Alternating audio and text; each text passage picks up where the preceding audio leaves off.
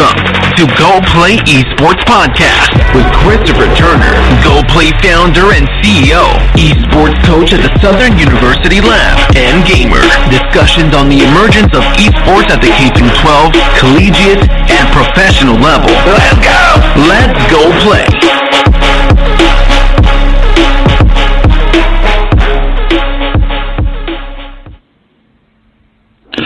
Welcome to the show. This is your host, Christopher Turner, and once again, this is Go Play Esports.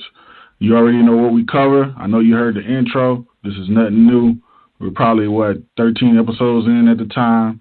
You know, it's always a special guest, and today is no different. But we're going to try something new, man. We're going to add something to the show.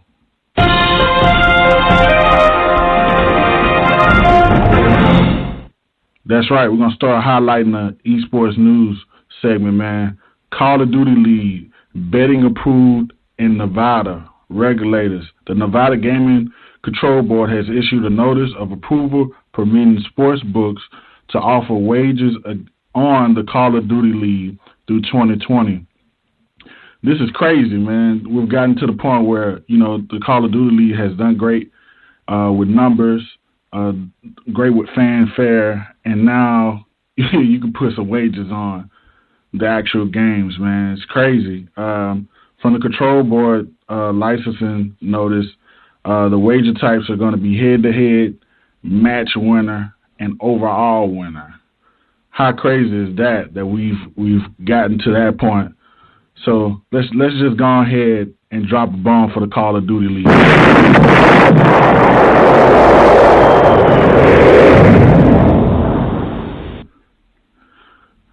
Let's get it done, man. So today's guest is from the Wyoming area, played some college ball, some basketball.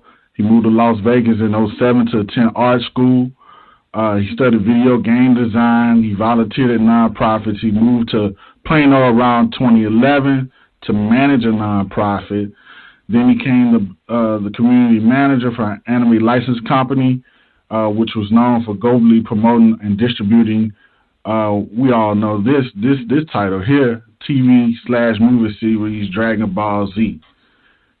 He is now currently serving as the voice of Dallas Fuel and Team Envy social media accounts, on-camera talent with Fuel/Envy. Without further ado, let's welcome Justin J. Bryant Hairston to the show. Welcome to the show, Jay. Hey, appreciate it, man. Thanks for having me. Thanks for coming on, man. I know, your schedule's been real busy, man, and I really appreciate you taking out these 30 minutes, man, to just come on the show and kind of tell your story, man. So I know I gave a brief introduction. Could you go into depth about, who you are and how you came about, as far as today's concerned? Absolutely. I will start by saying I have no business being in the industry. People ask me all the time, man, how do you get in? It seems like there's a bubble. But yeah, like you mentioned, I grew up a basketball family. Thought NBA was the route. When that didn't happen, it was like, oh, snap, what do? Life hits you in the face. So I ended up going to art school because video games has always been my first love. But that's kind of where I discovered working with adults with special needs in the nonprofit sector, and really can say that changed my life. If you're feeling lost or just feeling like, life just isn't giving you what you need, shift the focus to someone else, man. I can't recommend that enough. But definitely go volunteer, get involved somewhere, in a sector that is near and dear to your heart. But yeah, like I did that. I decided to make a career of that, living in Vegas with no money.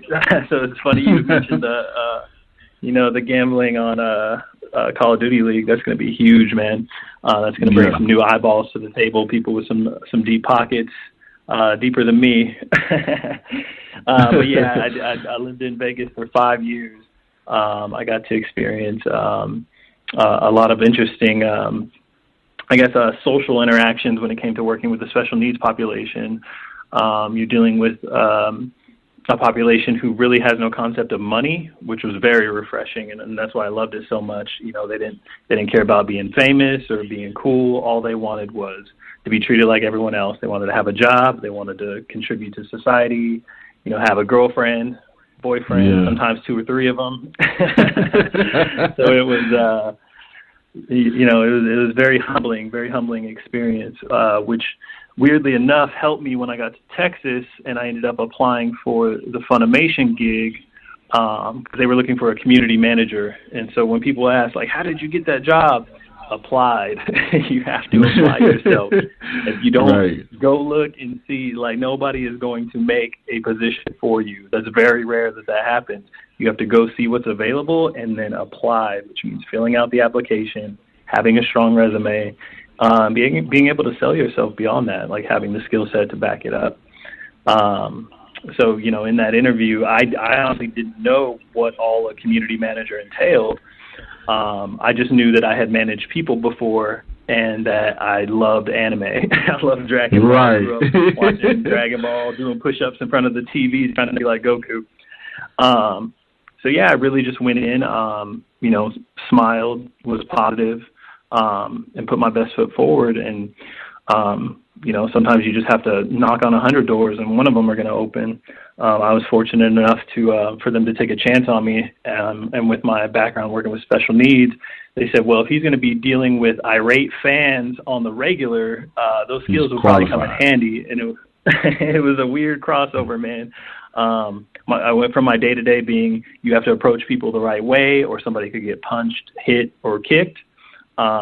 You know, because they're trying to tell you something a lot of times, the special needs community. If there was physical aggression, it was generally because they couldn't communicate what the issue was. And so out of that frustration, it was lashing out, it was hitting, it was biting, those kind of things. And in the anime space, it was, I'm talking to somebody on Twitter, and they are upset and threatening the company because some subtitles were, you know, incorrectly translated or something to that effect. But it was still just as important to them, and usually it was a bigger issue behind the scenes going on, but they weren't able to communicate, you know, their issues. So it's a weird crossover, man, but that's kind of how I got in the game. And then from there, it was an easy jump over to the world of esports and gaming. Because once you crack that bubble, it really is, you can kind of bounce and go wherever, as long as you know, bust butt and show you can do the work. So now my days predominantly consist of managing all of the social accounts for Dallas Fuel, Dallas Empire, Team NB. So you're talking like 30 plus accounts across Twitter, Facebook, Instagram, all that good stuff. Just ensuring consistent communication is going out. You know, we're staying relevant on our memes and up to date on the games and, you know, all the different features and stuff. But just generally trying to give our audience good content, you know, and have a real relationship. It's all about building relationships. So, in a nutshell, that's what I got, man. Got it, man. And so we have more in common than what you think, man. So, you know, you went for game design, so I guess you know how to draw a little bit, right? I can. I went and I quickly realized I like playing games more than I like making games. When you get into the nitty gritty and it's, you know, this polygon with the texture on top, it kind of kills the realism of it for me. Yeah. And then the animation, it was drawing the same thing like a run cycle animation. When you draw it, you have to draw it frame by frame. So you're talking 250, you know, individual drawings where they're only moving a little inch by inch. You know, that's like 4 seconds of animation. So, that wasn't for me either. Yeah, because I mean, I think that's what attracted me to gaming, man. It was the whole anime spiel. So I know you probably have an appreciation for that. And secondly, man, like, so in my previous life, I was a truck driver, man. So I was born in '84, so I'm a little older than you. My first time coming to Dallas was probably 2003. I actually stayed there for like 3 years, man. And like my last location I stayed at was Louisville. So like right near Plano area. Yeah, man. And But I just wanted to put that little tidbit in there, man. So let's get to the questions, man. So how is it, being over all of those social media platforms, and I really want to kind of go into depth about, I know everybody's, they see you, but I know you probably have to have a team around you, and what does that consist of? Absolutely. So, yeah, it's never a one-man band type thing. Currently, I have people who kind of the entry-level position is going to be your social coordinator, which I have 2 people who are the ones actually doing the posting. When people say they want to work in esports, there's so many different facets of it, even just within the digital marketing social media space. And kind of the entry-level position is going to be the social coordinator, and that's the person pressing posts, scheduling the post.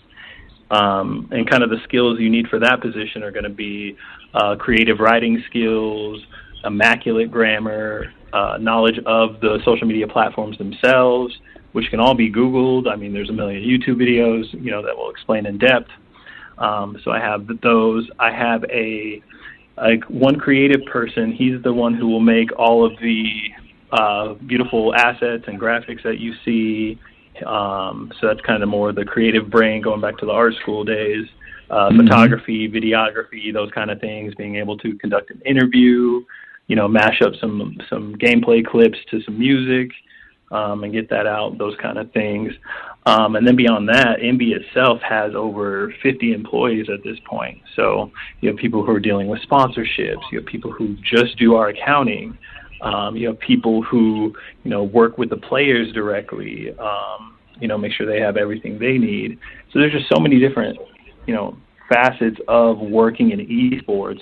So it's great when somebody says, "Hey, Jay, man, like I'll do anything. I'll do anything. Like, what do you need? I want to work in esports." Like, that's great. But what are your skills and what is your passion? Because once you align those 2 things, then I can kind of better direct you. So yeah, that's always my advice when I hear that question. And it's crazy that you actually say that those points, because the reason I started this podcast, my 9 to 5. I have other skill sets and been in many forms of business, but my 9 to 5 and my passion, I feel like, is my calling. I'm a school teacher, right? And I started the Esports podcast to really get information out to the general public in this area, because a lot of corporate offices that we went into to try to get them to buy in, I'm in Baton Rouge, Louisiana, like 80 miles away from New Orleans. And it's not there you go.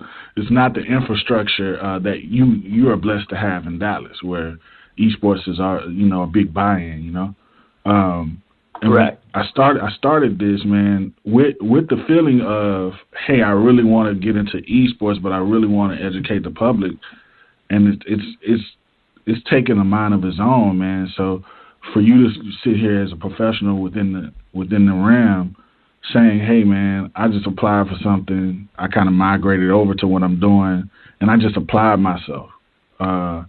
It means a lot, man. It means a lot to somebody that's probably listening and really wants to get into the space, man. So I appreciate you for your honesty, man. For sure. One of my favorite quotes from Adventure Time, if there's any cartoon watchers, Jake said, or it was the dog, Jake the dog said, sucking at something is the first step at being really good at something. And I truly believe that. Like, the only way to do it is to do it. 2020 needs to be the year of doing. There's no reason not to. Everyone's at home, got some extra time. This is the time where you need to, work on your personal brand, and it starts on your personal social, especially when you're trying to work, in the digital marketing space. That's the first thing we look at. A resume is great, but we're getting on Facebook, we're getting on Twitter. We want to see what you're talking about, how your engagement is. All those things are much more important. So it starts at home, first and foremost. Like, we want to know about you. More times than not, I'm going to choose the person I want to work with who may be a little less skilled or have, less experience or doesn't have that big name on their resume. I would rather work with somebody who's coachable, and that I enjoy working with, rather than, the know-it-all who's super talented but can't tell them nothing. You know what I'm saying? Yeah, I definitely understand that, man. So tell the listening audience how important it is